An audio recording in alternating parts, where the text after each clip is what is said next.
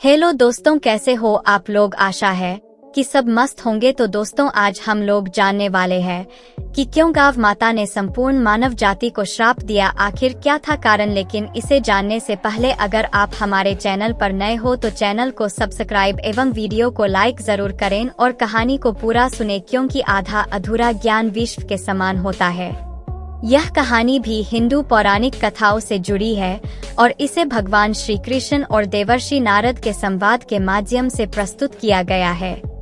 कथा के अनुसार एक समय की बात है, एक नगर में धर्मपाल नामक व्यक्ति रहता था, जिसकी एक गाय थी।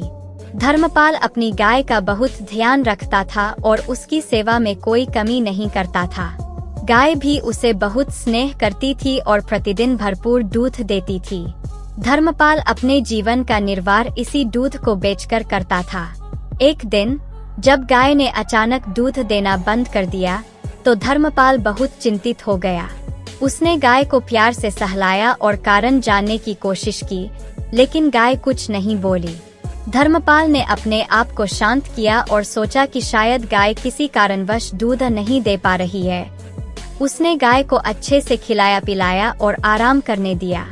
कुछ समय बाद धर्मपाल ने देखा कि गाय की स्थिति में कोई सुधार नहीं हो रहा है। उसने गांव के अन्य बुजुर्गों और विद्वानों से सलाह ली, लेकिन कोई ठोस समाधान नहीं मिल पाया। आखिरकार उसने भगवान से प्रार्थना करने का निर्णय लिया। वह गाय के साथ मंदिर गया और भगवान से उसकी गाय की मदद करने की प्रार्थना की। भगवान श्री कृष्ण ने धर्मपाल की सच्ची प्रार्थना सुनी और देवर्षि नारद को उसकी मदद के लिए भेजा। नारद मुनि ने धर्मपाल से कहा, धर्मपाल, तुम्हारी गाय एक गंभीर श्राप के कारण दूध नहीं दे पा रही है। यह श्राप किसी अतीत की घटना का परिणाम है। धर्मपाल ने विनम्रतापूर्वक पूछा, हे मुनिवर, कृपया मुझे बताएं कि यह श्राप किस कारण मिला और इसे कैसे समाप्त किया जा सकता है। नारद मुनि ने बताया, बहुत समय पहले तुम्हारी गाय एक देवी थी जो एक ऋषि के आश्रम में रहती थी। उस समय एक दिन एक भूखा साधु आश्रम में आया और उसने देवी से खाने की कुछ वस्तु मांगी। देवी ने उसे अनदेखा कर दिया और साधु भूखा ही चला गया।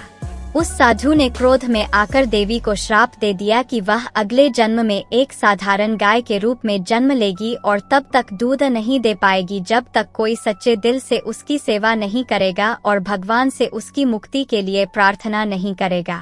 धर्मपाल ने नारद मुनि से पूछा, हे मुनिवर, क्या अब यह श्राप समाप्त हो सकता है।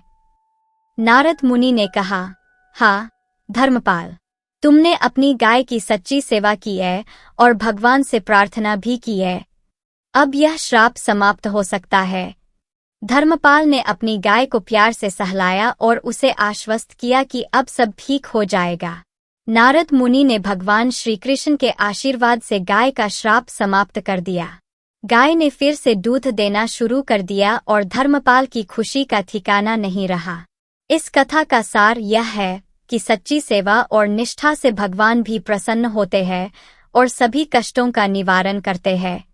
यह कहानी यह भी सिखाती है कि अतीत के कर्मों का प्रभाव होता है, लेकिन सच्चे हृदय से की गई सेवा और प्रार्थना से उन कर्मों का निवारण भी संभव है।